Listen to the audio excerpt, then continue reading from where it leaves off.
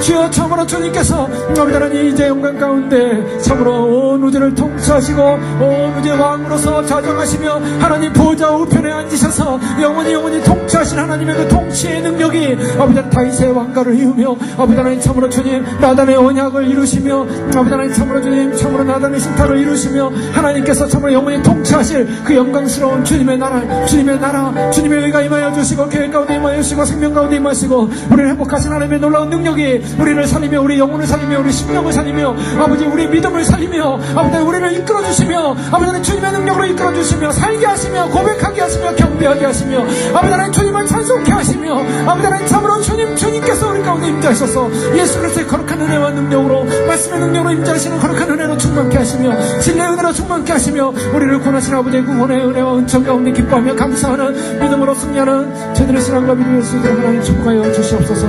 할렐루야. 예수님만이 우리의 주라고 고백할 수 있는 것은 죽은 자에게 있을 수 없는 기적이 일어난 사건이요, 신비의 사건이요, 영광의 사건이요, 죽은 자의 부활의 사건의 고백인 줄 믿습니다. 주님, 죽었던 우리가 부활하여 믿음으로 부활하여 주님을 우리의 주라고, 하나님을 우리의 하나님이라고, 우리의 아버지라고 우리가 고백하며 경배합니다. 예수님의 구속의 사랑이 없이는 도저히 일어날 수 없는 구속받은 자의 고백이요 경배요 찬송인 줄 믿습니다. 주님의 보좌 앞에 무릎 꿇고 엎드려 영원히 우리의 주 되신 주님을 경배합니다. 주님, 바로 이 자리에서, 이곳에서, 우리는 이 물질계에서 바로 주님이 만드신 이 현상계, 그러나 인간은 타락하였고 하나님을 거절하였고 그 가운데 주님이 부르셔서 예수 그리스도의 십자가의 은혜로 부르셔서 하나님의 귀한 몸에, 하나님의 나라의 몸으로, 하나님 나라의 지체로, 하나님 나라의 교회로, 신부로 우리를 부르셔서 교회 가운데서 주님과 연합되어 주님과 호흡하며 주님과 영으로 하나 되어지며 주님과 연합되어지는 하나님 나라의 영광스러운 그 엄청난 차원의 신비를, 영의 차원의 신비를, 생명의 차원의 신비를, 구원의 차원의 신비를, 도저히 육의 세계에서는 이룰 수 없는 생명의 신비를 경험하고 맛보게 하시고 그 나라를 보게 하시며 생명 가운데 믿음으로 고백하게 하신 하나님을 찬양합니다. 놀라운 역사를 이루셨사오니 영원히 찬송케 하시고 영원히 기뻐하게 하시고 주님, 잠시 잠깐 이 땅의 시간들 잠시 잠깐이면 오시리가 오시리 지체하지 아니하시리. 주님의 시간의 차원에서 하루는 천년이고 섬으로 천년은 하루와 같은 하나님의 시간대에서 주님께서 이제 오셔서 우리 가운데 영원한 구속받은 백성을 추수하는 날, 아버지 하나님 그 추수의 대열에 알곡이 되어 들어가기를 원합니다. 축복하시고 기름 부으시고 예비하게 하시고 준비하게 하시고 호흡 있는 동안 주님의 나라, 주님의 의, 주님의 영광, 주님의 뜻, 주님의 생명 앞에 순종하며 살 수 있도록 축복하여 주시옵소서. 오늘도 말씀의 진리로 임하여 주시고 생명의 진리로 임하여 주시고 오늘도 말씀으로 깨닫게 해주시고 말씀이 우리를 하여금 주의 말씀 앞에 복종할 때 영원한 생명의 기쁨, 말씀으로 찾아오시는 그리스도를 만나는 영광의 은혜를 더하여 주시옵소서. 예수 그리스도의 이름으로 감사하며 기도 올렸나이다. 아멘.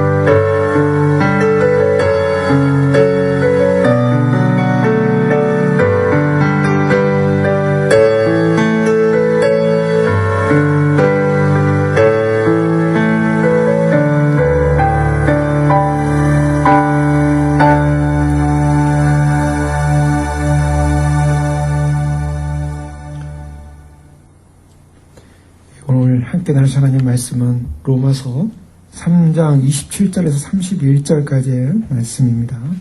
함께 찾으셔서 교독하시도록 하겠습니다. 저희는 로마서 3장 지난 시간의 말씀을 통해서 하나님께서 어떠한 구원을 이루셨는가, 그 구원을 이루신 데는 하나님께서 인간의 죄에 대한 본질적 문제, 즉 인간은 참 아무런 소망이 없는 존재였음을 이미 1장 18절부터 3장 20절까지 살펴봤습니다. 인간의 본체가 무엇인가? 아무런 소망이 없었고 인간으로는 어떠한 희망도 가질 수 없었는데 희망을 가질 수 있는 유일한 한 방법이 나타났다고 했습니다. 바로 그것이 21절에 이제는 율법 외에 하나님의 한 의가 나타났다라고 선포하고 있습니다. 한 의가 나타난 이 의는 어떠한 사건을 통해서 나타났냐면 십자가라는 사건을 통해서 자기의 의로우심을 나타내셨다라고 말씀하고 있습니다. 그래서 25절, 26절에 보면 곧 이때 자기의 의로우심을 나타내사, 이때 자기의 의로우심을 나타냈다. 자, 무엇인가 하면 우리가 예수 그리스도가 자기의 의로움을 나타내는, 하나님의 의로움을 나타내는 그러한 매개체로서, 또 하나님의 말씀 순종한 사람으로서 하나님의 의를 이루셨는데요. 하나님의 의를 나타냈는데요. 무엇이었는가? 하나님의 의가 무엇인가? 죄에 대한 심판이었습니다. 하나님께서는 의로우시기 때문에 죄에 대해서 용납할 수 없는 사건이었습니다. 그래서 인간은 율법을 통해서 죄를 씻길 원했지만 율법이 주는 것은 죄를 씻는 것이 아니라 오히려 죄가 가중됐던 것이죠. 그래서 도저히 죄를 씻을 수 있는 방법이 인간의 역사 가운데 일어날 수가 없었던 사건이 계속적으로 일어났고, 하나님께서는 그러한 가운데 하나님은 하나님의 아들을 예비하셨고, 그 예비하신 아들을 통해서 십자가에서 하나님의 의를 역사 가운데 단 한 번 드러내셨습니다. 그 한 번 드러내신 사건은 하나님의 죄를 어떻게 다루시는가를 보여주신 거죠. 인류 가운데, 인생들 가운데, 인간들 가운데 죄의 결과는 무엇인가를 하나님이 보여주셨습니다. 그것은 하나님의 진노의 크기를 보여준 것이죠. 율법을 통해서 인간이 잠시 죄를 간과하시는 은혜를 경험했습니다. 즉, 죄를 덮으셨다라는 건데요. 죄를 없앤 게 아니라 죄를 그냥 덮어놓은 거예요. 그래서 보이지 않으신 것입니다. 동물의 희생의 피를 통해서, 속죄를 통해서, 제사를 통해서 단지 인간들에게 있는 죄를 그냥 살짝 덮어서 죄의 흉악한 모습을 보지 않기로 결정하셨던 거죠. 그래서 죄의 본질은 없어지지 않은 것입니다. 그래서 죄의 본질을 없애기 위해서 예수님께서 바로 십자가에서 하나님의 진노를 다 당하시고, 그 진노를 당하심으로 말미암아 결국 이룬 게 뭐냐? 그것이 이제 하나님의 의를 그때 나타나셨다라는 것이 지난 시간까지의 말씀이었습니다. 자, 그래서요, 그런 하나님의 의를 나타내신 사건은 인간에게 있어서 어떠한 구원을 받을 수 있는 어떤 자격이, 조건이, 아니면 행위가 있어서, 어떠한 노력이 있어서 구원을 받게 된 것이냐, 구원을 받을 수 있는 것이냐라는 질문을 던지게 됩니다. 인간 편에서 구원을 받을 수 있는 어떤 근거가 있느냐? 인간 편에는 없다는 것입니다. 인간 편에 없기 때문에 구원이 주어진 사건을 뭐라고 하냐면 은혜라고 설명하는 것입니다. 인간 편에서 구원을 받을 수 있는 어떤 조건이 있었다면 은혜가 형성되지 않습니다. 그래서 그것을 어떻게 표현하고 있냐면 예수 그리스도 안에 있는 24절에 그리스도 예수 안에 있는 속량, 구속으로 말미암아 하나님의 은혜로 값없이 의롭다 하심을 얻는 자 되었는데, 25절에 이 예수를 하나님이 그의 피로서 믿음으로 말미암는 화목제물로 세우셨다. 그래서 믿음으로 말미암는, 믿음이라는 단어가 나오고 있습니다. 그래서 오늘 27절 이하의 말씀에 첫 번째 나오는 단위가 뭐냐면 믿음의 법이다라는 것입니다. 믿음으로 말미암아 결국 하나님의 화목제물로 세우신 그분을 통해서 구속을 얻게 되는데, 여기서 이제 한 가지 사람들이 구원에 관해서, 믿음에 관해서 많이 오해하는 부분을 지난 시간에 잠깐 설명드렸습니다. 자, 그것이 순환론적인 설명이라고 그랬죠. 사람들이 예수 그리스도를 믿으십시오. 믿으면 구원을 받습니다. 라고 복음을 전하게 됩니다. 또 보통 전할 때 예수를 믿으라. 그러면 너와 내 집이 구원을 얻으리라 해서 믿으라라고 선포하죠. 자, 믿으라라고 할 때 사람들의 반응은 내가 예수님을 믿으면 구원받는다 라는 생각을 하게 됩니다. 그렇죠? 맞습니다. 믿으면 구원받습니다. 그런데 이 믿으면 구원받는다는 데에 믿는다는 주체가 누구냐는 거죠. 믿는다는 주체가 내가 될 때, 내가 믿기 시작할 때, 내가 믿기로 결정할 때, 내가 믿는다는 사건을 경험하게 될 때 나의 믿음이 하나의 근거가 돼서, 나의 믿음이 근거가 돼서 내가 구원에 이른다. 나의 믿음이 구원을 따내는 하나의 근거가 될 때 그 믿음은 틀린 것이라는 겁니다. 내가 믿어서 구원을 받았는데 내가 믿었기 때문에 구원이 이루어졌다. 즉 믿음이라는 것 자체가 자신의 행위가 된다는 거죠. 자, 율법의 의로는 구원을 받을 수 없다라고 했습니다. 율법이라는 것은 무엇을 행하는 것이었습니다. 근데 율법의 행함으로 구원을 얻지 못하니까 이제는 사람들이 믿음이라는 걸 행함으로 말미암아 구원을 이룰 수 있다. 이렇게 해석을 하기 시작했다는 겁니다. 그래서 믿음이라는 것을 행하면, 믿음을 작동시키면 구원이 이루어진다. 그 구원의 결과는 구원의 그 원인은 뭐였습니까? 내가 믿었다가 됩니다. 내가 믿었다. 그러니까 내가 구원받은 것은 누구의 원인입니까? 내가 믿었기 때문에 구원받았다.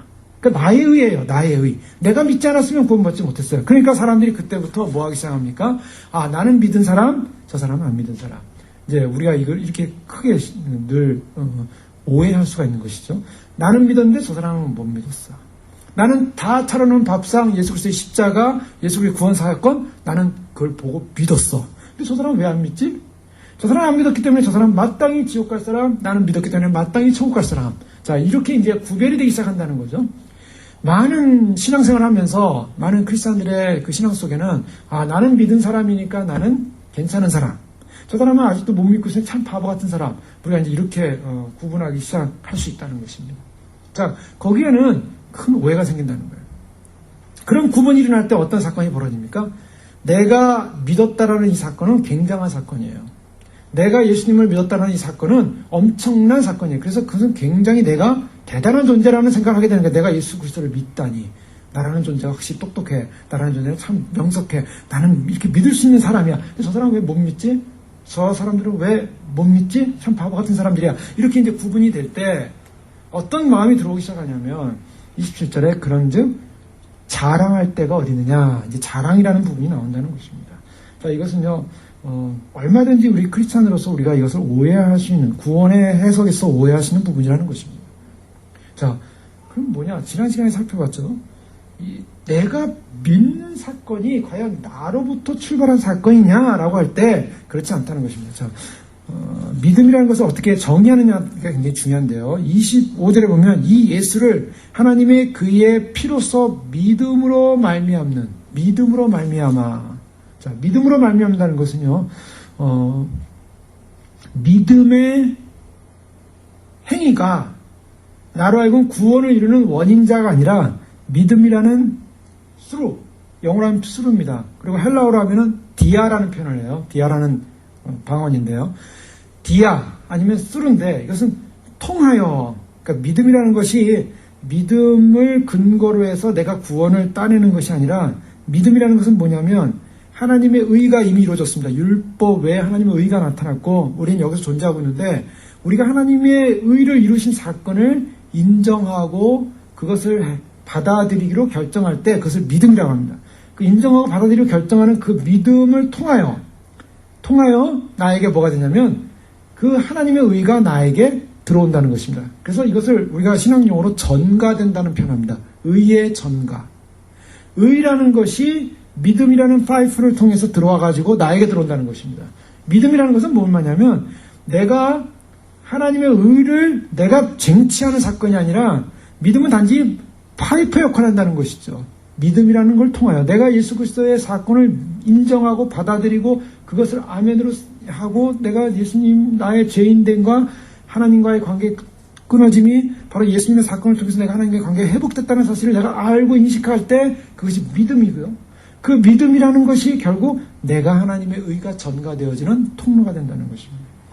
그렇기 때문에 믿음으로 말미암아 내가 어떤 구원을 성취했다라는 어떤 자기의 의가 일어날 수 없다라는 것입니다. 믿음의 행위로 말미암아 내가 구원을 이뤘다는 나의 의가 없이 나는 단지 그 사건을 인식하고 인정함으로 하나님의 의가 나에게 전가됐을 뿐이다. 결국 인간 안에는 뭐냐면 구원받은 백성들 안에는 어떠한 인간적 자기 의를 통한 자기 행위를 통한 구원이 없다는 것이죠. 바울이 그걸 강조하고 싶은 것입니다. 오늘 27절 이하의 말씀은 이미 지난 시간에 화목제물로서 하나님께서 하나님의 의를 나타내시는 엄청난 그 영화로 보면 가장 큰 클라이막스입니다. 십자가라는 클라이막스를 지난 시간에 설명을 한 거예요. 그런데 오늘 27절부터 31절까지는 클라이막스가 끝난 다음에 또 한편으로 다시 확인하는 겁니다. 제대로 알고 있는가? 제대로 믿고 있는가? 오해한 건 없는가? 자, 왜 그런가? 사도 바울은 지금 무슨 논문을 쓰는 것도 아니고요. 영화를 제작하는 것도 아닙니다. 사도 바울이 지금 이 로마서를 쓸 때 이것을 쓰는 이유는 바로 그 로마 교회에 있는 성도들이 제대로 말씀을 알기를 원하는 마음이고 그런 제대로 알기 원하는 말씀이기 때문에 마치 이것이 쓸데없는 사족처럼 뒤에다 다시 붙여서 부연 설명했다는 거예요. 27절 이하는 다시 붙여서 부연 설명하는데 세 가지 주제로서 부연 설명합니다. 그것은 뭐냐면 자랑이 있을 수 없다. 두 번째는 자랑이 있을 뿐 아니라 차별이 있을 수 없다. 세 번째는 율법이 폐해진 것이 아니라 율법이 세워지는 것이다. 자, 이것을 이제 십자가라는 사건이 주어지는 세 가지 의미를 부여 설명했다는 것입니다. 십자가가 주어지는 건 뭐냐면 우리가 예수 그리스도를 믿었다는 그 자체가 우리에게 어떠한 자랑의 근거가 될 수 없다라는 것입니다. 자, 근데 순환으로 말씀드렸을 때 지난 시간에 잠깐 이래 설명드렸죠. 예수님께서 요한복음에서 아버지께서 나에게 보내주시는 자, 아버지께서 나에게 오게 하는 자는, 그리고 내게 오는 자는 내가 내어 쫓지 않을 것이다. 아버지께서 내게 보내는 자가 있고요, 내게 오는 자가 있어요. 그런데 이것을 좀 더 깊이 들어가면 신의의 믿음이냐 성화의 믿음이냐, 어떤 믿음이라는 걸 정의할 때 뭐 굳이 정의한다면 신의의 믿음을 가졌냐 성화의 믿음을 가졌냐. 요한계시록에 보면 예수님께서 라우디아 교회 요한계시록 3장 20절에 내가 문 밖에 서서 두드리노니 누구든지 그 문 소리를 듣고 문을 열면 내가 그에게로 들어가 그로 도보로 먹고 그는 나로 도보로 먹으리라, 이런 말씀이 있어요. 잘 알고 계신 말씀이죠. 내가 문 밖에서 두드린다. 이거 전도할 때 많이 쓰는 건데, 예수님께서 당신의 문을 두드립니다. 마음문을 여십시오. 그럼 주님이 당신 안에 들어갈 것입니다. 근데 그 대상이 누구냐라고 볼 때 그 대상은 우리 보통 불신자를 많이 생각할 수 있습니다. 물론 이제 믿는 사람에게도 해당될 수도 있겠지만은, 그러나 우리가 거기서 보여주는 정확한 대상은 누구냐? 요한계시록 3장 22절에 말씀을 다 하시고 나서 예수님께서 귀 있는 자는 성령이 교회들에게 하시는 말씀을 들을지어다, 이렇게 선언을 해요. 요한계시록 3장 20절에 내가 문 밖에서 두드리노니 누구든지 그 음성을 듣고 문을 열면 내가 그에게로 들어가겠다. 문 밖에서 문을 두드린다. 예수님 안 믿는 사람에게, 불신자에게 문을 두드린다는 얘기가 아니라, 요한계시록 3장 22절에 귀 있는 자는 성령이 교회들에게 하시는 말씀을 들을지, 교회들에게 하시는 말씀이에요. 교회들에게 지금 하고 있다는 거예요. 요한계시록 3장, 2장과 3장에 나오는 그런 교회, 각 7교회에 나타나서 예수님께서 하시는 말씀들을 보면은 교인들에게 하는 말씀이라는 거예요. 자, 그런데 교인들에게 하는 말씀인데 문을 열라고 얘기합니다. 자, 교회가 문을 열지 않았어요. 예수님께 문을 열지 않았어요. 마음의 문을 열지 않았다는 것이죠. 그렇기 때문에 예수님께 마음의 문을 열고 예수님께 나오라는 것입니다. 예수님을 받아들이라는 것입니다. 어떻게 보면 이것은 성화 차원의 믿음을 강조하고 있어요. 그러나 하나님께서 택한 자는 하나님께서 나에게 이끌 것이다. 예수님께서 바로 그런 말씀, 하나님이 진히 이끄시는 주체자가 될 뿐만 아니라 우리가 또한 주님께로 나아가는 주체가 될 수가 있다는 것이에요. 이것은 사실은 갭이 있는 것이 아니라 이것은 하나의 하나님 안에서 같은 메시지입니다. 같은 메시지. 하나님께서 택했기 때문에 하나님께 나올 수 있는 것이고, 우리가 하나님께 나아갈 수 있다는 것은 하나님이 택했다라는 어떤 하나의 근거가 되는 거예요. 그래서 순환론이라는 차원의 설명을 드렸는데, 우리가 예수님을 믿는다는 이 믿음 자체도 내가 믿어서 구원을 성취하는 것이 아니라 이미 하나님의 의가 이루어졌고, 구원은 예수 그리스도 통해서 이루어진 사건이에요. 구원의 사건은 예수 그리스도에게만 있어요. 우리가 어떠한 무슨 행위를 통해서도 그 구원이라는 걸 쟁취해낼 수가 없어요. 구원은 예수 그리스도에게만 있다는 것입니다. 이 예수 그리스도를 인정하고 받아들이고 인식할 때 그 구원이 흘러 들어오는 거예요. 그 받아들이고 인식하는 것을 믿음이라고 한다는 거죠. 그러니까 믿음을 가지고 자랑할 수가 없다는 것입니다. 믿음을, 내 믿음은 굉장해, 내 믿음은 굉장히 커, 내 믿음은 위대해, 내 믿음은 굉장한 믿음이야 라는 그런 믿음은 없다는 거예요. 단 한 가지, 내가 그리스도께서 이루신 사건을 더 깊이 묵상하고 깊이 인식하고 깊이 나를 이해할 수 있는, 예수님의 사건을 이해할 수 있는 사건은 더 그리스도의 구원의 깊이와 넓이를 더 깊이 받아들일 수 있는 통로가 크다는 것이죠. 믿음이 크다라고 이렇게 말할 수 있는 것입니다. 그러나 그 믿음이 크다라는 것 때문에 나는 믿음이 큰 사람이야 라고 말할 수 없다라는 부분이죠. 자, 이것이요 그동안 한국 교회 가운데 많이 오해되었던 부분들입니다. 그러니까 어떤 사건이 벌어집니까? 사람들이 예수님을 믿을 때 내가 믿는 예수님에 대해서 쉽게 생각한다는 거예요. 내가 예수님을 믿었다. 그 때문에 더 이상 믿은 사람에게 구원이라는 건 확실한 거기 때문에 의심하면 안 된다.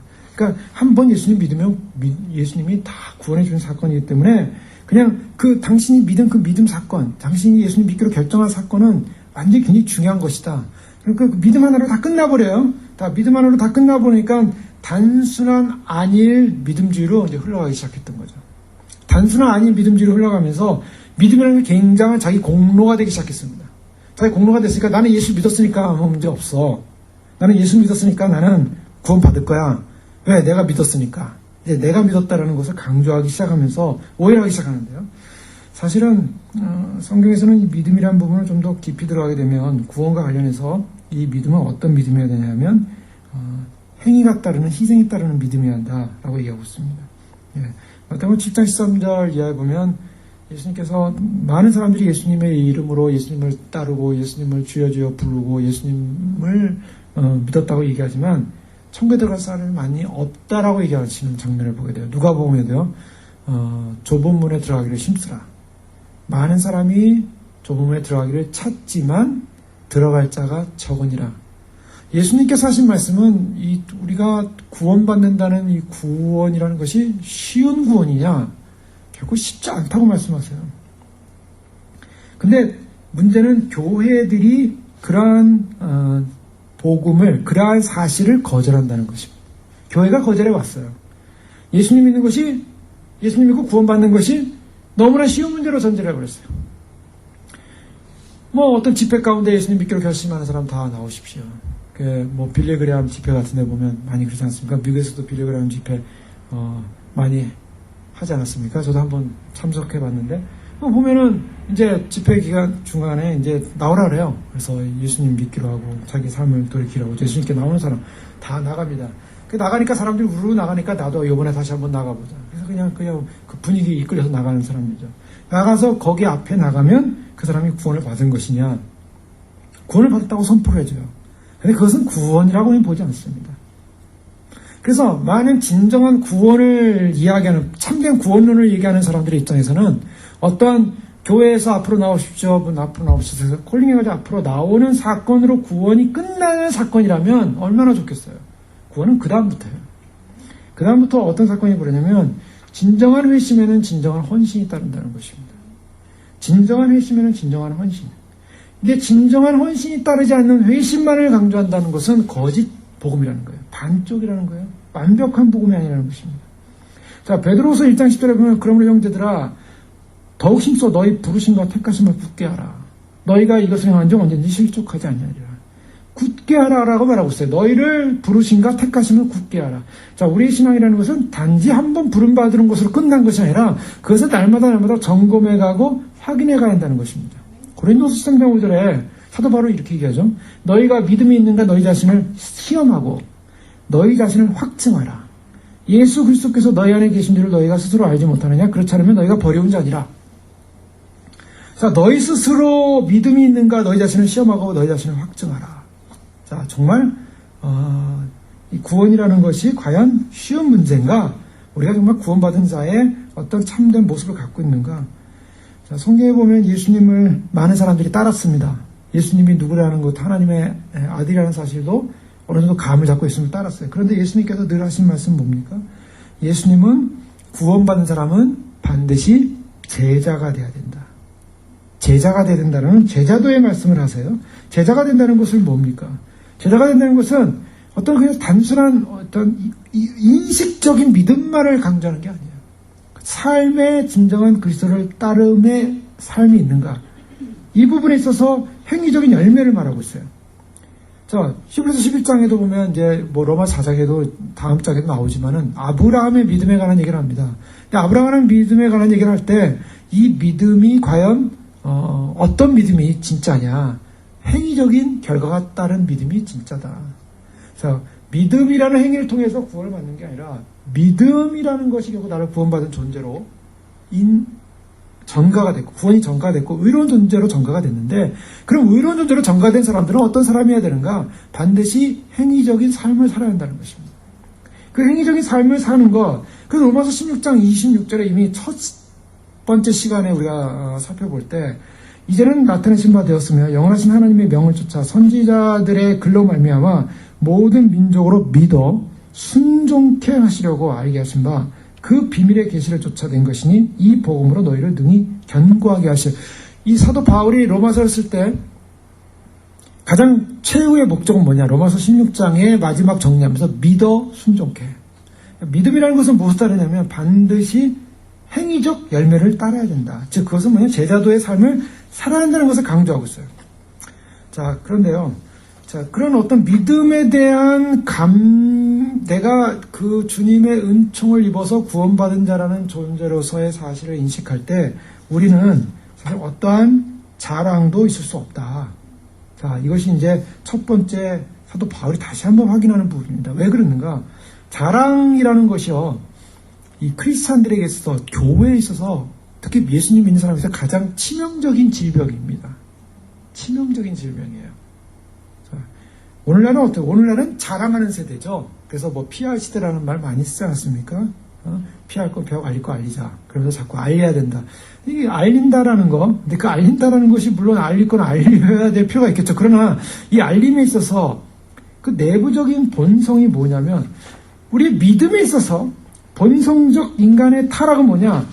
자기 중심적인, 인간 중심적인 자기애가 자기로 하여금 어떻게 표현되냐면 자랑하게끔 표현되게 돼 있어요. 자랑. 왜 자랑하는가? 사도 바울이 사실은요, 이 자랑을 굉장히 좋아했던 사람이었습니다. 사도 바울은. 바울이 원래 변화되기 전에는 어땠습니까? 빌립보서나 다른 고린도서를 통해서 알 수 있는 것은 바울은 엄청나게 자기 자신을 굉장한 존재로 생각했던 사람이에요. 그래서 자기가 결코 남들에게 부족하지 않은 존재다. 내가 자랑할 것이 좀 있다. 뭐 그런 얘기 많이 하죠. 사도 바울의 이 자랑할 때가 어디 있느냐라는 이 표현 속에는 유대인들이 1차적으로 자랑을 좋아했던 사람들이었어요.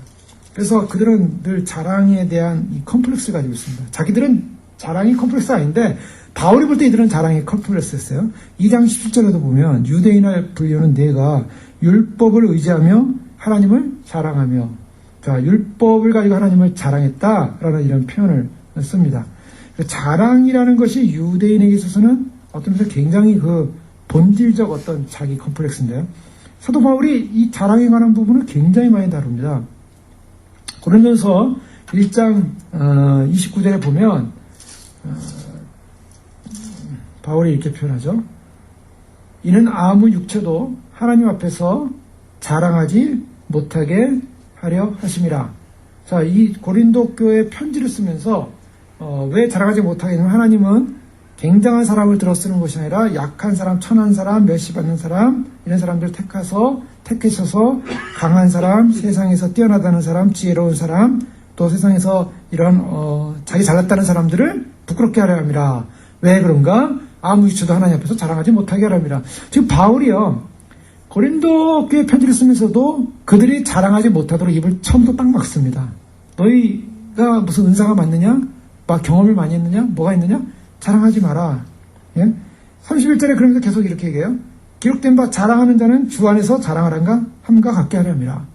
왜 고린도 교회 편지를 쓰면서 처음부터 자랑 얘기를 하는지 모르겠어요.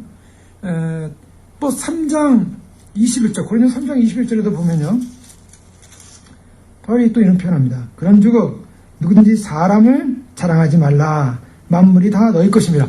이게 고질적인 질병이에요. 이 크리스찬들이 뭔가 이런 어떤 경험을 하거나 아니면 은사가 있거나 아니면은 내가 굉장한 믿음을 소유한 사람이라든가 어떤 신비적 어떤 어떤 능력이 있다든가 이러면 어떻게 되면, 이러면 항상 하나님의 은혜 가운데 깊이 머물 수 없는 존재들. 그것이 우리 인간의 존재들이라는 거예요. 뭐 남 얘기가 아니라 바로 저 얘기고 우리 모두 얘기입니다. 자, 그래서 성경은 계속 이 부분을 바울을 통해서 얘기하는 거예요. 누구든지 사람을 자랑하지 말라. 그러면서 그 고린도 그 전서 5장 또 6절에도 보면 너희가 자랑하는 것이 옳지 아니하도다. 적은 누룩이 온 덩어리에 퍼지는 것을 알지 못하냐? 자, 의외로 자랑이 많습니다. 이거 뭐 제가 지금 자랑이라는 부분을 이거 되려면 끝이 없어요, 지금. 고린도후서 또 말씀에도 보면요. 고린도서 10장 17절에 자랑하는 자는 어떻게 하라고요? 주 안에서 자랑할지라. 옳다 인정을 받는 자는 자기를 칭찬한 자가 아니요 오직 주께서 칭찬하신 자니라. 또 이런 표현을 해요. 또 고린도후서 11장 30절에도 또 또 이런 표현합니다. 내가 부득불 자랑할진대 내가 약한 것을 자랑하리라. 이 자랑이, 사도 바울이 예전에는 자기의 잘남과 자기의 대단함을 자랑했어요. 그런데 예수님 만나고 나서 자기 약함을 자랑하기 시작하고 그 자랑 자체가 이제 내용이 달라진 거죠. 그래서 자기의 높음, 자기의 굉장함, 자기의 대단함, 우리의 믿음의 대단함, 우리의 은사의 대단함, 이것은 자랑할 거리가 아니다. 이것을 계속 강조하고 있어요. 유대인에 있어서 율법을 자랑하고 자기들의 신분을 자랑했습니다. 자신들의 가문을 자랑했고, 교육을 자랑했고, 지식을 자랑했고, 자신들의 통찰력을 자랑했고, 종교심, 그 다음에 도덕성, 이런 걸 자랑했어요. 자랑 좋아해요. 대표적인 자랑이 누가복음 18장에 나오는 바리새인과 세리의 비유를 통해서 예수님도 그 부분을 지적하죠.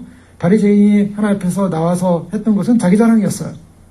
자, 유대인이 가졌던 본성적 특징, 컴플렉스, 자랑이었습니다. 그런데 오늘 이 믿음의 문제에 있어서도 정말 십자가를 제대로 이해했냐는 거예요. 지금 사도 바울이 지금 27절에 그런데 자랑할 데가 어딨냐? 자랑할 데가 어디 있겠느냐? 이 말을 하는 것은 인간 안에 있는 본성적 죄성, 우리가 하나님의 은혜를 경험했음에도 불구하고 우리는 그 하나님의 은혜를 은혜로서 경험한 자로서의 은혜의 감격이 있는 것이 아니라 마치 내가 굉장한 존재였고 대단한 존재고 굉장한 신분이고 굉장한 믿음을 가진 존재이기 때문에 나는 이런 엄청난 하나님 안에서 구원받은 존재가 됐다라는 것을 행여나 자랑할까 봐. 그 자랑이라는 것이 우리가 주 안에서 자랑한다는 것은 하나님이 이렇게 불쌍한 죄인, 죽어야 할 죄인, 이 죄인을 택하셨습니다. 하나님의 은혜입니다. 이건 자랑이에요. 이것은 정말 진정한 자랑이에요. 하나님을 자랑하는 거예요. 하나님의 역사를 자랑하는 것입니다. 하나님을 높여드리는 것입니다. 그런데 그래도 우리가 뭔가가 있었기 때문에 이런 존재가 되지 않았느냐라고 이제 생각하는 그런 오판을 막는 거죠. 이것이 이제 바울이 목회적 차원에서의 로마서를 쓴 이유라는 것입니다. 마치 잔소리하는 것 같아요. 그래서 우리가 혹시나 예수 그리스도의 십자가 사건을 너무나 오해를 해서 혹시나 그것이 자랑거리, 내가 믿는 것이 어떤 자랑거리가 되지 않도록. 그래서 성경에서 말하는 이 내용을 가만히 보면 이 믿음의 법이라는 게 뭐냐? 어떤 우리에게 있어서는 믿음의 법과 반대되는 것이 행위의 법인데요. 27절에 보면 왜 자랑할 때가 어디 있느냐라고 반문하냐면 있을 수 없느니라. 이렇게 하면서 무슨 법으로냐? 행위로냐? 아니라 오직 믿음의 법으로니라. 자, 어떤 행위로서 우리는 믿음이라는 행위를 통해서 내가 구속을 선처한 것이 아니라 믿음이라는 통로를 통해서 하나님의 은혜를 받은 존재가 됐기 때문에 어떤 우리 행위의 노력으로 구원받은 것이 없다. 그러니 자랑이 없는 것이다. 자, 구원의 길에 대한 이러한 진정한 법이 믿음의 법이기 때문에 우리는 하나님의 법정 앞에 섰을 때 우리는 무엇을 자랑할 수 있겠느냐. 아무도 자랑할 존재가 아니다. 라는 것을 강조합니다. 갈라디아 6장 14절에 그래서 그러나 내게는 우리 주 예수 그리스도 십자가 외에 결코 자랑할 것이 없으니. 바울이 이제 이 부분을 강조하고 싶은 거예요. 우리 주 예수 그리스도 십자가 외에 결코 자랑할 것이 없으니 그리스도로 말미암아 세상이 나를 대하여 십자가에 못 박히고 내가 또한 세상을 대하여 그러하니라. 자, 그러면 우리가 본질적 우리의 자랑이 어디 있어야 되는가? 우리의 자랑은 예수 그리스도께서 이루신 그 엄청난 사건에 대한 감격, 그 십자가, 그것만이 우리에게 진정한 자랑이지, 여기에 그 십자가를 내가 얼마나 잘 믿었는가, 얼마나 굉장한 존재가, 얼마나 대단한 난과 나의 믿음이 이와 같은 일을 했다, 이런 같은 나의 자랑이 없어야 된다는 거예요. 교회들 가운데 많은 분들이 이렇게 간증들을 합니다. 또 얼마 전에 요 근처 교회에서도 무슨 축구 선수였던 사람이 와서 무슨 간증한다는 그런 거 전단지 같은 걸 봤는데요. 많은 분들이 다 간증을 해요. 왜? 간증을 하는데 세상에서 유명한 사람을 데려다가 간증을 꼭 시켜야 되는데 그건 잘 모르겠어요, 제가. 세상에서 좀 유명하지 않은 사람이 와서 간증을 하면은 오히려 은혜가 될 텐데 꼭 세상에서 이름난 사람을 데리고 와서 간증이라는 걸 한다고요. 그럼 뭐냐? 결론은 뭐예요? 이렇게 세상에서 유명한 사람이 예수님을 이렇게 믿었더니 이렇게 유명해졌더라. 결론은 그거예요. 그 사람이 유명해진 이유는 뭐냐? 이렇게 믿음을 잘 가졌기 때문에 이렇게 유명해졌다. 나를 하나님이 이렇게 사용했다. 물론 그분은, 간증하는 그분은 다른 마음일 거예요. 간증하는 그분은 하나님 앞에서 정말 진솔하게 하나님을 의지했고, 하나님을 바라봤고, 그는 또 세상에서도 훌륭한 축구선수도 되고, 훌륭한 음악가도 되고, 훌륭한 굉장한 존재도 됐겠죠. 그러나 그런 사람을 데려다가 굳이 광고를 내고, 그래서 이런 사람을 보십시오. 저렇게 믿음을 가지면 저런 사람도 여러분도 될 수 있습니다. 결론이 하나님을 만나게 하는 것이 아니라 저렇게 훌륭한 사람이 저렇게 예수님을 잘 믿었더니 저렇게 훌륭한 사람이 되더라. 중간에 예수님 잘 믿는 것을 이용해가지고 나도 저런 사람이 되고 싶고 나도 저런 간증을 좀 하고 싶고 저런 뭔가를 드러내고 싶고 뭐 이런 걸 자꾸 조장한다는 거예요.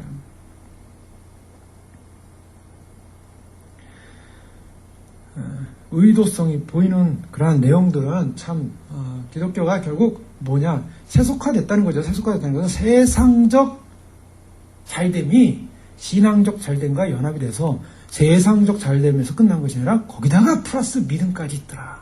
거기다 플러스 예수님도 잘 믿었더라. 그러니까 사람들은 뭐예요? 예수님 잘 믿는 것으로 만족이 안 되고 예수님 잘 믿는 건 다 잘 믿어요. 근데 거기에 뭐가 부족해요? 세상적 잘됨이 부족한 거예요. 그러니까 세상적 잘됨이 내게 필요합니다, 주님. 그러니까 맨날 교회 가는 얘기가 하나님에게 세상적 잘됨을 주셔. 믿는 건 기본이니까, 다들 기본이니까. 예수 그리스도의 십자가 자랑, 그 십자가 자랑 안 하는 사람이 있어요. 다 예수님 믿었으면 다 십자가 자랑하죠. 그러나 정말 그것이 자랑이 되겠냐는 거예요. 십자가는 어떤 길입니까? 십자가는 자기를 드러내지 않는 것이고, 자기를 자랑하지 않는 것이고, 자기를 높이지 않는 것이고, 자기 자아가 죽는 길이에요. 그게 믿음이에요. 믿음이라는 것은 무엇을 말하냐면, 진리를 깨닫는 것이죠. 예수 그리스도가 하나님이 왜 진노하셨는가? 왜 하나님께서 십자가라는 진노를 통해 하나님의 의를 나타내셨는가? 그것을 받아들인 사건이에요. 그 다음에 나타나는 것은 뭐냐면 반드시 거기에 대한 아까 말씀드린 예수님을 믿는다면 반드시 제사도가 따라야 된다는데 그 제사도라는 것은 자기 희생이고 자기 섬김, 자기 낮아짐이고 자기 죽임입니다. 그래서 자기 자신을 위탁하고 위임할 수 있어야 돼요. 믿음에는. 누구에게? 예수 그리스도에게 자기를 위임하는 거예요. 우리 사람 말로 다 믿는다고요. 믿는다. 예수님 믿습니다. 그러나 예수님께 자기 자신을 위탁할 마음이 없어요. 전폭적으로 그것에 그 자신이 가진 그 믿음이라는 것은 자아를 포기하는 사건. 자기 자아를 포기하는 사건. 자, 자기 자아를 포기하는 사건이 행해야 되는데 왜 자아를 포기하지 못합니까? 자, 여기서 이제 다시 믿음을 돌아와야 됩니다. 우리는 죽은 존재였고 우리는 아무것도 아니었어요. 그런데 예수님이 우리를 살리셨어요. 지난 시간에 봤던 것처럼 죽은 자가 하나님의 나팔 소리를 들을 수가 없어요. 구원이라는 것은 입혀진 사건, 우리가 주체가 된 사건이 아니라 하나님으로부터 온 사건이라고 얘기했어요. 그래서 우리는 하나님으로부터 구원에 이른 존재가 됐기 때문에 어떻게 됩니까? 우리가 예수 그리스도를 바라볼 때 나를 구원하신 주, 로드로 인정하는 거예요. 그 부자, 관원, 청년 너무나 비교 많이 듣죠. 너무나 비교를 많이 듣죠. 굉장히 중요한 그 예입니다. 그 부자, 관원, 청년이 예수님을 따르지 못한 이유 결정적이었어요. 결국 로드로 예수님을 나의 주로 인정할 수 없었다는 거예요. 예수님을 주로 인정하지 못하니까 예수님을 떠나더라는 거예요. 자, 예수님께서 우리에게 결론적으로 우리에게 요청하시는 것은 예수님을 믿는다고 할 때는 반드시 예수님을 주로 인정하느냐, 주님으로 인정하겠느냐, 주권이에요. 주권에 대한 통치에 대한 인정하겠냐는 거예요. 자, 그러면요, 이것을 다른 표현으로 하면 예수님께서 복음서를 통해서 계속적으로 우리에게 보여주는 것은 예수님이 주인이면 우린 누구냐는 거예요. 우리는 성경에서 뭐라고 표현합니까? 종이라고 표현합니다. 종. 자, 종을 어떻게 표현하고 있냐면 사도 바울은 자신의 정체성을 로마서 1장 11절 시작하면서 이렇게 표현하죠. 우리 너무 잘 알고 있는 말씀들인데요. 예수 그리스도의 종 바울은 자, 종이라고 했어요. 종. 종이 뭡니까? 종은 서번트 개념이 아니라 그랬어요. 서번트라는 것은 하인이에요. 하인인 경우는요. 다른 내가 비록 그 주인이 있긴 하지만 그러나 내가 좀 낮은 자의 계급으로서 주인을 서빙하는 정도예요. 그런데 여기서 이 종이라는 이 개념은 둘로스라는 헬라어인데요. 둘로스라는 헬라어 의미에는 가장 본질적 의미가 슬레이브라는 의미가 있어요. 그것은 바로 노예라는 의미입니다. 노예로서의 자기 존재. 노예는 뭡니까? 노예는 철저하게 종의 물건이에요. 거기에는 어떠한 대가도 있을 수 없어요. 노예는 철저하게 아무것도 아닌 존재. 그래서 예수님께서는요, 바로 하나님의 사람들을 향해서 바로 주님을 따르는 사람들을 향해서 어떠한 얘기냐면 종에 관한, 둘로스에 관한 얘기를 하세요. 요한복음 12장 26절에 예수님께서 사람이 나를 섬기려면 나를 따르라. 나 있는 곳에 나를 섬기는 자도 거기 있으리니 사람이 나를 섬기면 내 아버지께서 그를 귀히 여기시라. 그래서 섬긴다라는 이 섬김 속에는 바로 슬레이브, 노예로서 주님을 섬기라는 거예요. 자, 노예로서 주님을 따르는 것입니다. 마태복음 10장 24절 이하 말씀에도 그렇게 말씀하고 있어요. 제자가 그 선생보다 또는 종이 그 상전보다 놓지 못하나니 제자가 그 선생 같고 종이 그 상전 같으면 족하다. 그래서 뭘 말하냐면 종과 선생, 종과 상전의 비유를 말하고 있어요. 예수님을 따르는 제자들의 모습, 마태복음 25장 21절에 착하고 충성된 종아라고 할 때 둘러서 말하는 이 모든 내용들은 바로 슬레이브, 노예들이에요. 노예와 제자도, 즉 예수 그리스도를 나의 주권으로 주됨심을 인정한다. 왜 그런가? 자, 에베소 1장 4절에서 5절에 보면 우리의 선택은 우리로부터 일어나는 것이 아니었어요. 구원이라는 것은 하나님으로부터 이루어진 주권적 사건이에요. 그 때문에 우리는 하나님께서 우리를 값으로 사신받은, 하나님으로부터 택함받은 존재라는 거예요. 우리의 주권이 없다라는 것입니다. 우리의 주권이 없기 때문에 우리는 철저한 하나님의 소속이에요. 우리가 구원받았다 할 때, 내가 예수님 믿고 구원받았다고 할 때는 나는 나의 소속이 어디냐? 철저한 하나님의 소속이야. 하나님의 노예라는 거예요. 노예라는 표현이 사실 기분 좋은 표현이 아니죠. 우리가 노예하면은 굉장히 굴종적 표현인데요. 이 노예는 굉장히 또 축복된 노예입니다. 이 노예는요. 하나님과의 신분관계에 있어서 우리는 철저한 하나님의 노예지만 어떤 노예라고 했습니까? 요한복음에는 친구인 노예예요. 자, 진짜 노예는 주인의 뜻을 모르죠. 주인의 계획을 주인이 노예한테 상담하지 않습니다. 그런데 친구는 주인이 친구한테는 자신의 계획을 얘기할 수가 있어요. 예? 가장 가까운 친구한테는 자기의 모든 속사정을 얘기할 수도 있어요. 마치 노예지만 우리는 주인의 뜻을 아는, 주인이 우리에게 자신의 계획을 알려주는 노예, 신분이 아주 독특한 이중적 노예입니다. 예수님의 주인의 친구이면서 노예가 되는 존재.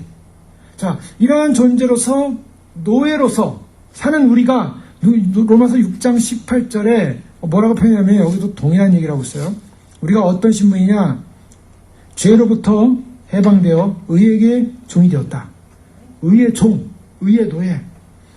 15절 이하 말씀부터 보면요. 6장. 그런데 어떠하랴 우리가 법 아래 있지 아니하고 은혜 아래 있으니 죄를 지으려 그럴 수 없느냐. 너희 자신을 종으로 내주어 누구에게 순종하든지 그 순종함을 받는 자의 종이 되는 줄 너희가 알지 못하느냐? 혹은 죄의 종으로 사망에 이르고 혹은 순종의 종으로 의에 이르느니라. 하나님께 감사이로다. 너희가 본래 죄의 종이더니 너희에게 전하여 준 바 교훈의 본을 마음으로 순종하여 죄로부터 해방되어 의에게 종이 되었다. 자, 우리가 어떤 존재냐면 죄로부터 해방된 의의 종, 의의 노예가 됐다는 거예요. 그래서 우리는 결국 하나님과의 관계 속에서, 그리스도와의 관계 속에서 어떤 모습이냐면 철저한 노예의식. 나의 주권이 없다는 거예요. 나의 주권이 없기 때문에 우리가 한 행위 자체가 자랑거리가 될 수 없다는 거예요. 예수님께서 그런 말씀하셨죠. 하인이 그 일을 잘 했을 때 과연 주인이 밥을 먹으려고 밥상을 차렸는데 하인이 열심히 서빙했어요. 열심히 서빙했는데 하인 보고 와서 하인아 너 수고했으니까 나랑 밥상 같이 먹자. 그렇게 주인이 하인은 초대 안 해더라도 하인은 할 말이 없다. 자, 무슨 말입니까? 우리는 어떤 존재냐면 우리는 우리 차원에서의 어떠한 인간 차원에서의 어떤 자기 신뢰에 대한, 자기 주장에 대한 근거가 없다는 거예요. 그게 노예의 신분이라는 것입니다. 철저하게 예수 그리스도가 주. 그럼 무엇인가? 믿음의 법이라는 것은 이 모든 나를 위하여 구속하신 하나님의 은혜의 사건을 알기 때문에 오직 예수 그리스도만을 신뢰하기로 결정하는 것이고요.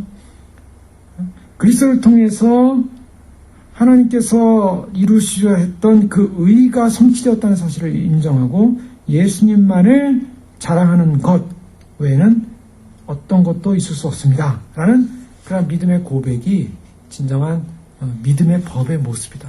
라고 우리가 설명해 볼 수 있는 것입니다.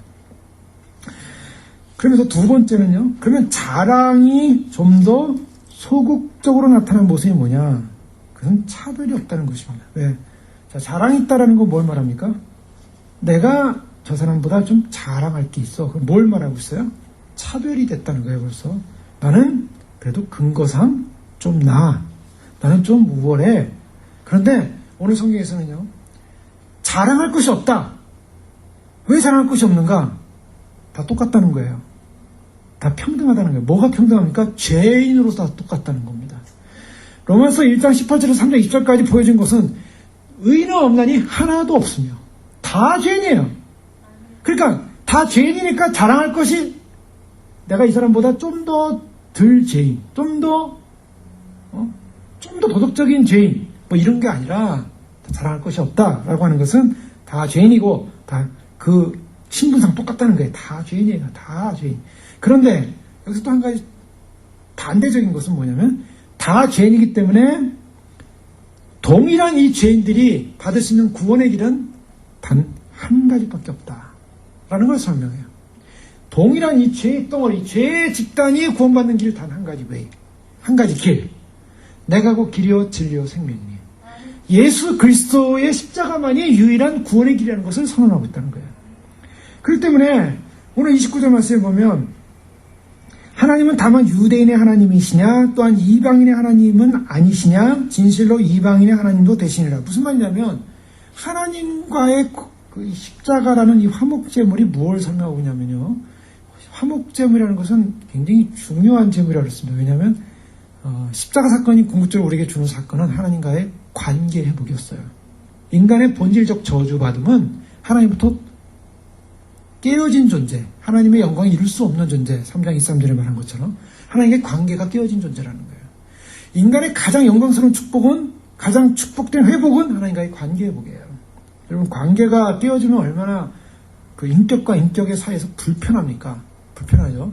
그 인격과 인격의 사이에서 불편한 이 불편함의 관계가 회복이 됐다는 거예요. 하나님과 우리의 관계는 인격적 관계였어요. 하나님께서 우리를 인격적 존재로 만드셨어요. 근데 인간이 하나님의 그런 신뢰관계, 즉 하나님과의 언약관계를 인간이 깨버렸어요.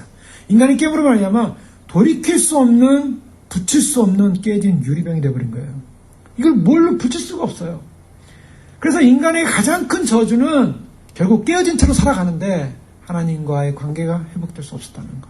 그러니까 하나님의 관계를 회복하는 사건이 화목제물이에요. 그래서 예수님의 십자가 사건은요, 인간의 어마어마한 축복의 사건입니다. 자, 죄인이라는 것은 뭐냐면 하나님의 영광을 이룰 수 없는 존재를 말하고 있어요. 근데 이 하나님의 영광을 이룰 수 없는 존재가 하나님의 영광을 이룰 수 있는 유일한 통로, 유일한 길이 열렸다는 거예요. 그런 면에서 차별이 없다는 거예요. 죄인들은요, 오직 한 길 외에는 없다는 거예요. 오직 한 길. 그 때문에 유대인들도 죄인이기 때문에 유대인들도 하나님과의 관계 회복되려면 예수 그리스도를 통해서 만나야 되고, 이방인들도 죄인이기 때문에 이방인도 하나님을 통해서 만나야 된다는 거예요. 다 동일한 죄인은. 그런 의미에서 차별이 없는, 하나님은 단 한 분 하나님이시다. 한 하나님이시다. 근데 오늘날 종교다원주의 입장에서는 어떻게 얘기합니까? 오늘날 WCC나 에큐메니카 운동 같은 데서는 하나님께 이르는 방법이 여러 가지가 있다고 얘기하는 거예요. 그래서 문제가 생긴 거예요. 그것은 무엇을 말하냐면 오직 예수 그리스도만이 길이요 진리요 생명이다라는 이것을 거절하는 사건이에요. 힌두교에도 구원이 있고 불교에도 구원이 있고 당신들이 찾는 그 신은 바로 하나님입니다. 궁극적으로 하나님이에요. 이들이 원리는 그래요. 뭐 저 정령 숭배하는 사람들이나 아니면 다른 타 종교를 갖고 있는 사람들도 다 자기들이 신을 찾나, 절대 다 신을 찾는다는 거예요. 뭐 목탁을 두드리던 무슨 뭐 자기 뭐 수련을 하던 뭐 돌을 가지고 뭐 이렇게 빌던 다 절대적 하나님을 찾는데 구원을 위한 어떤 신을 찾는다는 거예요. 구원을 향한 하나님의 신이 누구냐? 그건 하나님이라는 거예요. 결론은 하나님이라는 거예요. 기독교적 입장에서 결론 하나님을 놓고 잘못된 이름을 가지고 찾지만 결국 찾는 사람은 바로 그 하나님이기 때문에 다 자기들의 방법으로 그 하나님에게 도달할 수 있다라고 얘기하는 게 바로 종교다원주의거든요. 이거는 인간을 죄인으로 얘기한 성경과 이 죄의 문제, 하나님과의 관계의 문제를 유일하게 해결하신 십자가의 화목제물의 사건의 성경을 위반한 사건입니다. 즉 이것은 하나님의 영광의 구원의 길을 완전히 무너뜨리는 사건이에요. 그래서 그리스도의 보혈을 짓밟는 사건.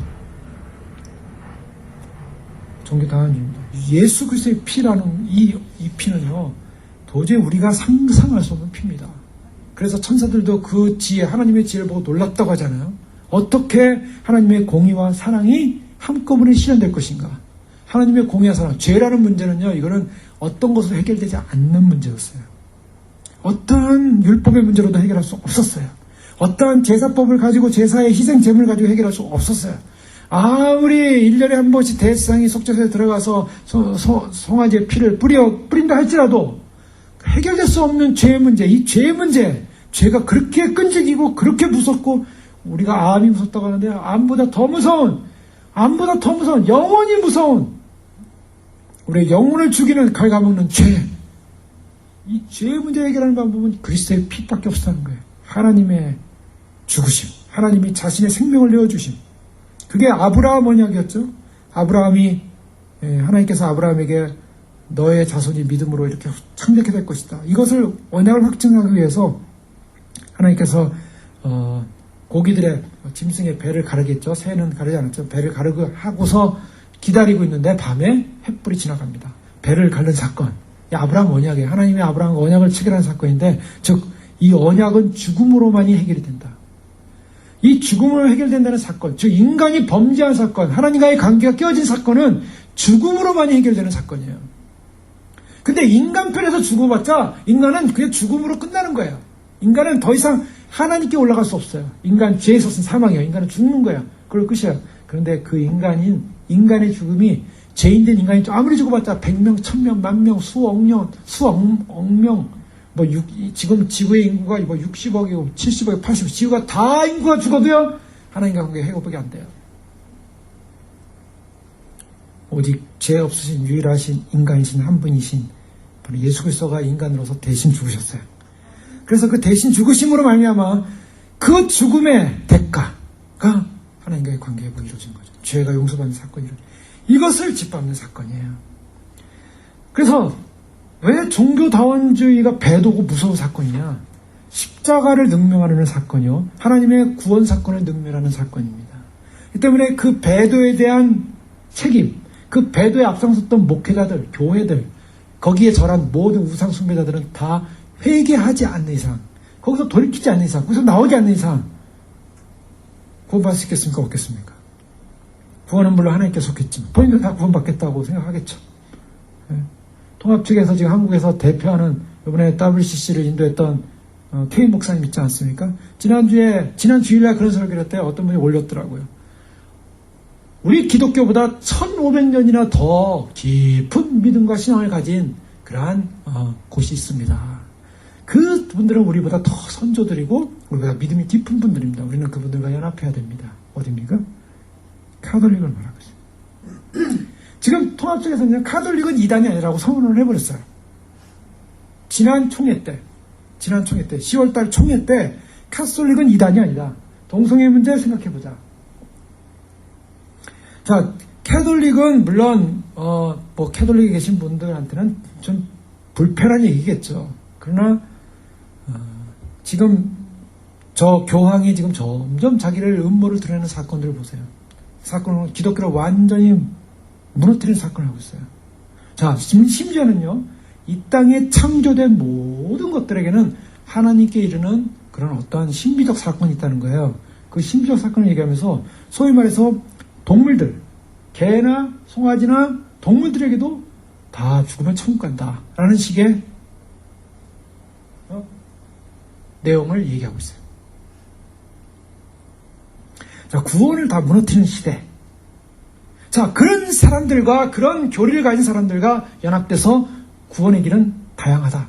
구원의 길은 이룰 수 있다. 우리는 다 한 형제다. 자, 에큐메니카 운동은요, 타 종교에도 구원의 길을 제시하자로부터 시작을 했어요. 시작은. 그래서 존 스토트 목사가 신부가 성공의 신부죠.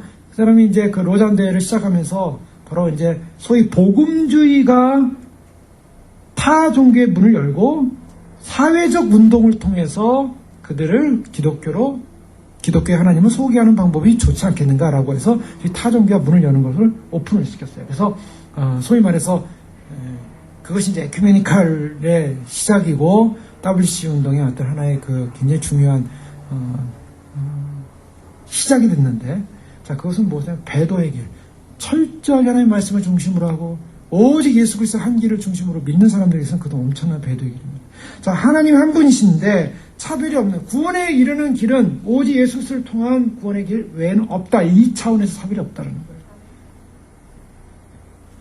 또 세 번째는요, 율법을 우리가 믿음으로 말미암아 율법을 파괴하느냐. 31절에 그럴 수 없느니라. 도리어 율법을 굳게 세운다. 자, 율법을 굳게 세운답니다. 이 말씀 속에 이제 오해가 많이 일어나죠. 도대체 율법을 폐한다고 그러고 율법은 무능하다고 하는데 또 율법을 세운다고 하느냐. 자, 이것은 이제 사도 바울이 유대주의자들이 사도 바울을 향하여 사도 바울은 율법을 무너뜨리는 자다라는 그러한 어떤 비난에 대한 반론적 해석이라고 볼 수가 있고요. 이 반론적 해석은 뭐냐면 예수님의 말씀을 근거로 해서 사실 해석했다고 볼 수가 있습니다. 마태복음 5장 17절 이하에 내가 율법이나 선지자로 폐하러 온 줄 생각지 말라. 폐하러 온 것이 아니요 완전케 하여 함이로다. 진실로 너에게 이르니 천지가 없어지기 전에 율법의 1점이라도 반드시 없어지지 아니하니라. 자, 율법이 왜 이루어지는가? 뭐 여러 가지가 있어요. 그 중에서 율법이 가져주는 의미는 뭐냐면 거룩입니다. 자, 율법이 왜 줬습니까? 죄 짓지 말라는 거거든요. 죄 짓지 말라는 결론은 뭐예요? 거룩하라는 거예요. 그래서 레위기에 보면 내가 거룩하니 너희도 거룩하라. 이것이 율법에 주어지는 의미였어요. 그런데 십자가가 무엇입니까? 십자가는 바로 거룩과 의의 확증이었어요. 그렇기 때문에 결국 율법의 목적을 하는 것이 뭐냐? 거룩이었는데 예수님께서 율법 아래 태어나시고 율법의 길을 걸어가셨어요. 예수님이 태어나셔서 이제 그 사역을 시작하실 때 세례요한에게 가죠. 세례요한에게 세례를 받으려고 하죠. 세례요한이 왜 내가 당신에게 세례를 받아야 되는데 왜 당신이 나한테 세례를 받으려 하십니까? 이거 우리가 굉장히 납득이 가는 질문입니다. 생각해보세요. 세례요한은 사람이고 예수님은 하나님의 아들로서 신이신데 그래서 세례요한이 어떻게 세례를 줘요? 근데 예수님이 행하라 그래요. 이래서 법을 이룬다. 율법 아래로 들어가신 거예요. 예수님께서 즉 하나님께서 제정하신 세례라는 법 아래로 들어가셨어요. 그래서 그가 죄가 있어서 세례받은 것이 아니라 그 법 아래서 일단 사역을 시작하시는 거예요. 자, 예수님은 법을 순종했다는 거예요. 이런 의미에서. 그래서 예수님은 율법을 다 이루셨다. 그래서 사람이 예수님 무슨 율법을 다 이루셨냐 할 때 예수님은 율법적 요구를 다 이루시고 그 길대로 행하셨는데 죄가 없으셨어요. 그래서 때문에 예수님께서 날마다 와서 죄 씻음을 위한 죄 용서를 위한 제사를 드릴 필요가 없었죠. 그리고 십자가에서 예수님께서는 결국 하나님의 율법의 요구가 뭐냐? 죄의 삭은 사망이요. 율법의 요구는 뭐냐? 죄를 지면 반드시 죽어야 돼. 누군가 죽어야 돼요. 근데 대신 죽었어요. 대속제물이라고 합니다. 그래서 구약에 있는 모든 짐승들은 다 대속제물이었어요. 대속제물이 죽기 전에 뭐합니까? 반드시 제사장은 제물에게 안수를 해요. 안수를 할 때 안수라는 뭡니까? 그 인간에게 있는 죄의 문제가 여기로 넘어가는 거예요. 죄의 문제가 넘어감으로 말미암아 얘가 죽음으로 내 죄 때문에 내가 준 거와 동일하게 쳐준 거예요. 때문에 예수님께서 대속제물로 오셨다는 건 바로 그 부분이죠. 율법에 의한 문제는 뭐냐? 죄의 삭은 사망. 예수님께서 죄 아래서 돌아가셨다는 거예요. 그래서 율법을 폐했느냐? 예수를 믿는다는 것이 율법을 폐하는 사건이냐? 아니요. 율법이 이루어진 사건이었어요. 율법을 세운 사건이었어요. 율법을 완성하는 사건이었다는 거예요. 그래서 사도 바울이 말하는 것은 율법이 무너진 게 아니라는 것이죠. 십자가는 율법을 무너진 것이 아니라 완전하게 율법을 완성하시고 이루셨다. 이 의미를 설명하고 있는 것입니다. 하나님의 진노에 대한 죄에 대한 진노를 확증시켰고요. 불순종에 대한 저주에 대한 징계를 확증했어요. 하나님이 죄에 대해서 얼마나 혐오하시는가, 죄에 대한 혐오에 대한 내용이 십자가에 그대로 담겨져 있는 거예요. 인간이 하나님을 불순종한 죄가 뭐냐? 죽음이라는 저주. 그리심산과 에발산을 통해서 축복의 산과 저주의 산을 말씀하실 때 하나님의 말씀을 따르면 축복이고 하나님의 말씀을 따르지 못하면 저주받는데 바로 십자가는 바로 하나님의 말씀을 따르지 못한 인간에 대한 하나님의 저주가 이루어진 사건이었어요. 예수님께서 그 저주를 봤을 때 하나님 어째요 나를 버리시나이까? 이것이 하나님이 죄에 대한 저주에 대한 하나님께서 등 돌린 사건에 대한 예수님의 인간적 고뇌에 외치면서요. 그만큼 예수님께서는 철저하게 버림당하셨어요.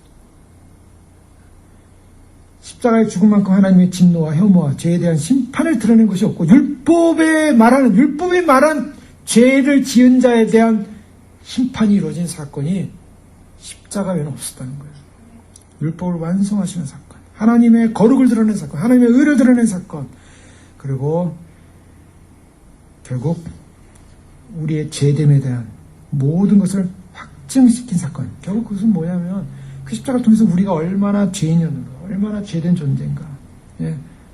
사실은 율법이라는 것이요, 어떤 도덕적인 행동을 잘 했냐 못했냐가 아니라 하나님과의 관계 문제를 알았어요. 인간의 본질적 문제, 하나님 관계 문제, 하나님 영광을 이루지 못한 문제, 하나님 영광을 이루기 위해서 자꾸 제사를 통해서 정결케 되고 거룩해 되고, 하나님의 영광이라는 것은 하나님의 거룩한 영광, 하나님의 의로운 영광이에요. 거기에 이르려고 노력했지만 율법으로 이루지 못한 거예요. 그런데 예수님이 율법을 다 이루시고 거룩을 이루시고 의를 가지고 우리에게 전가시켜줬어요. 의가 전가되고 나타난 사건이 뭔지 아십니까? 우리가 하나님의 의 앞에 나아갈 수 있다는 거예요. 그런 자격이 된 거예요. 하나님의 영광에 이르는 존재가 됐어요. 하나님과의 관계 문제가 해결됐다고요. 이것만큼 엄청난 사건은 없다는 것입니다. 우리를 단지 죄에서 용서하신 사건으로 끝난 게 아니에요. 십자가는요, 내가 더 용서해 주마. 여러분, 용서받는 것 감사한 일이죠? 그러나 용서해서 끝난 게 아니에요. 관계가 회복됐다는 거예요.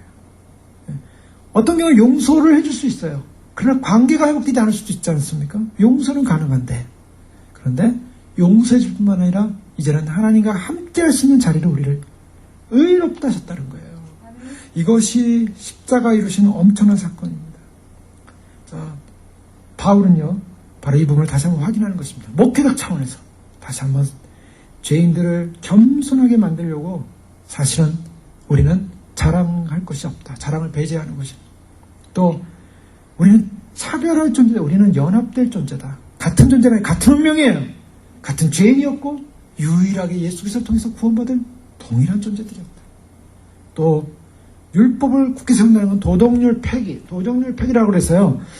예수 믿으면은 거룩하게 살 필요도 없고 말씀대로 살 필요도 없고 대충 죄를 져도 괜찮고 하나님이 용서의 하나님인데 죄 짓고 살아도 대충 엉터리로 살아도 대충 사기 쳐도 대충 간음해도 대충 뭐 해도 다 하나님이 다 용서해 주셔.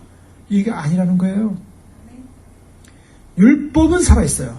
율법은 선해요. 그 때문에 율법은 살아있고 율법은 선하기 때문에 우리가 예수님 믿게 되면 도덕률이 폐기되는 것이 아니라 말씀대로 사는 거룩한 삶의 열매를 맺혀야 됩니다. 자, 그런 열매를 맺히는 것을 우리는 성화라고 그래요. 그 성화의 과정을 통해서 율법이 과연 폐해졌느냐? 아니요. 예수님 믿음으로 믿습니다. 믿음 하나만 가지고 믿음 하나로 난 구원받았으니 나는 이제 이제빌레비죠. 나 예수 믿었으니 나는 이제 구원받은 사람. 아니죠. 오늘날 교회들이 시장주의, 소위 말해서 마켓 드리븐 필라소피 철치가 됐어요. 그러니까 뭐냐면 소위 말해서 시장주의에 이끌리는 철학을 가진 교회들. 너무나 상품을 잘 파는 거예요. 무슨 상품 잘 팔아요? 예수 믿으면 교회로 나오면 다 구원받고 아무 문제 없고 만사형통하고 행복해질 것이고 고난은 없을 것이고 예수 믿으면은 하나님이 그냥 복을 줄 것이고 복만 못 받는 것은 믿음이 약하기 때문이고 복만 받은 것은 하나님께 구하지 못했기 때문이고 그저 그냥 마케팅을 하는 그런 복음으로 변질됐기 때문에 죄에 대한 말씀에 대한 진리에 대한 경고가 없어요. 그러나 오늘 이 말씀은 율법을 폐하겠느냐? 그렇습니다. 율법을 굳게 세우니라. 율법에 하는 일은 뭡니까? 죄에 대한 정죄예요. 우리가 예수 그리스도를 믿었기 때문에 이제 하나님 그 말씀대로 순종하겠습니다. 말씀대로 행하겠습니다. 말씀의 진리로 따르겠습니다. 바로 여기에 우리의 행위가 있고 우리 내용이 있고 우리의 삶의 변화가 있습니다. 변화되어서 예전에는 우리가 더러운 옷을 입었지만 이제는 의의 거룩한 옷을 입고 말씀의 진리대로 살겠습니다. 바로 이것이 십자가가 우리에게 준 축복이요 영광입니다. 기도하겠습니다. 시간 기도할 때 그렇습니다. 우리 안에 있는 인간적 본성에는 참 우리 자신을 못 볼 때가 너무나 많은 소경이요 장님이요 참 그래서 우리의 본질적 모습이 무엇인가를 알지 못하는 늘 그런 실수 속에 살아가는 우리의 인생들의 모습을 봅니다.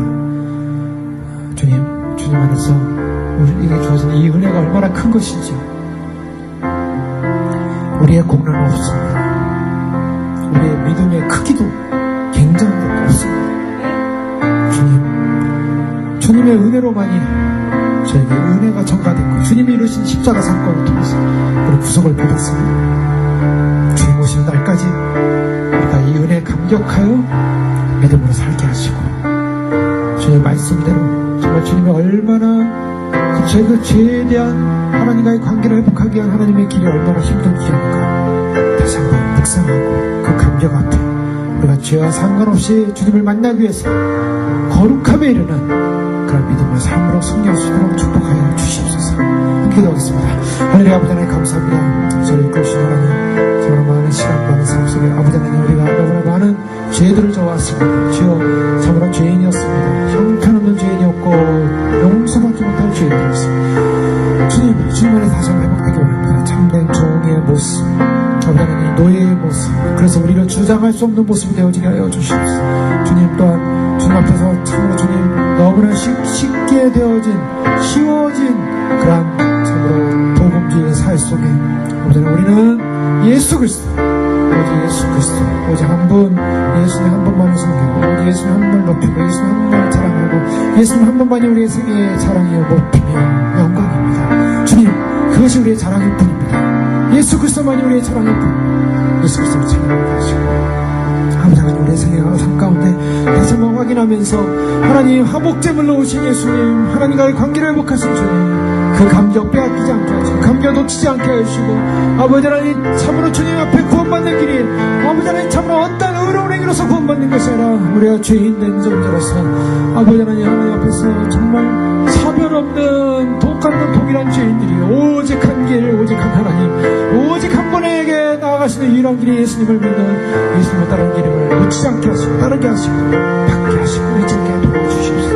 아버지 하나님, 저희들에게 아버지 하나님 참으로 주님 주의 말씀대로 살기 원합니다. 말씀대로 나가기 원합니다. 아버지 하나님, 율법이 폐허진 사건이 아니라 율법을 성령 안에서 성령의 법이, 생명의 법이 우리의 행위적 조건이 아니라 믿음으로서의 삶일 수 있도록 축복하여 주시옵소서. 할렐루야. 아버지 감사합니다. 주님, 언제부터 우리도 우리 자신 안에 참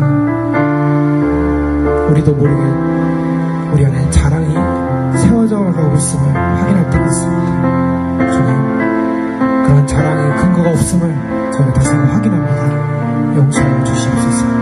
어떠한 것도 우리에게는 자랑이 없습니다. 오직 주님이 이루신 사건만이, 십자가 사건만이 진정한 자랑있게 하여 주시고, 그 영광스러운 은혜를 받은 자로서의 감격과 감사와 주님 앞에 참된 희생과 값을 치름과 제자도의 삶을 통해서 참된 노예의 신분을 놓치지 않도록 축복하여 주시옵소서. 주여, 참으로 그래서 주님 앞에서 우리 자신을 주장하지 않게 하시고, 우리의 자아의 죽음과 전적인 우리의 자신의 위탁과 아버지 하나님 주님을 사랑함과 주님의 구원의 은혜 앞에 감격할 때 주님의 우리를 노예지만 우리를 친구로서 대해주시고, 우리에게 주의 사랑과 은혜를 공유를 베푸시며 아버지 주님께서 전가하신 그 의의 전가에 힘입어 아버지 하나님 앞에 나아가는 그런 놀라운 축복을 얻었사오니 빼앗기지 않게 하시고, 놓치지 않게 하시고, 행여나 우리에게 어떠한 자랑거리도, 세상의 자랑거리도, 인생의 자랑거리도, 우리 육신의 자랑거리도,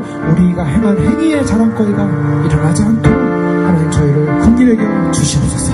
아버지 하나님, 또한 말씀대로 살기 원합니다. 율법을 폐하시지 않고 율법을 세우신 주님, 거룩을 이루신 주님, 죄에 대한 심판을 십자가에서 이루신 주님, 아버지 그것을 바라볼 때 우리가 얼마나 말씀대로 살아야 되고, 거룩함대로 살아야 되고, 진리대로 살아야 되고, 죄 없이 살아야 되는가, 죄와 상관없이 살아야 되는가 확인합니다. 주님, 우리 가운데 죄의 더러운 요소들, 거짓된 요소들, 아버지 하나님, 죄에 대한 하나님의 혐오와 하나님의 증오와 하나님의 진노가 십자가의 그 무서움으로 나타납니다.